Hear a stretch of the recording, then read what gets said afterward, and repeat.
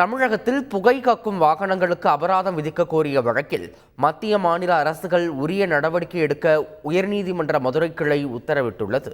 மதுரையைச் சேர்ந்த ரமேஷ் உயர்நீதிமன்ற மதுரை கிளையில் பொதுநல மனு தாக்கல் செய்திருந்தார்.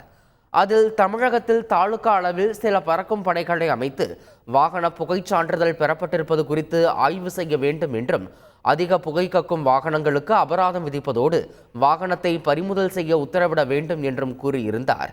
இந்த வழக்கை விசாரித்த நீதிபதிகள் சுரேஷ்குமார், அருள்முருகன் அமர்வு மனுதாரரின் மனுவை மத்திய மாநில அரசுகள் பரிசீலித்து உரிய நடவடிக்கை எடுக்க உத்தரவிட்டு வழக்கை முடித்து வைத்தனர்.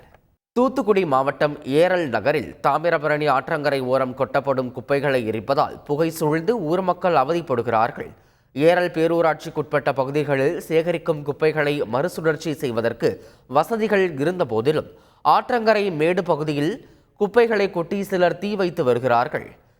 இதனால் ஊருக்குள் புகை பரவி சுவாச கோளாறால் ஊர் மக்கள் அவதிப்பட்டு வருகின்றனர்.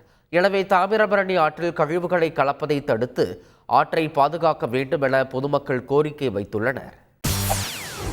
செய்திகளை உடனுக்குடன் தெரிந்து கொள்ள உடனே சப்ஸ்கிரைப் பண்ணுங்க.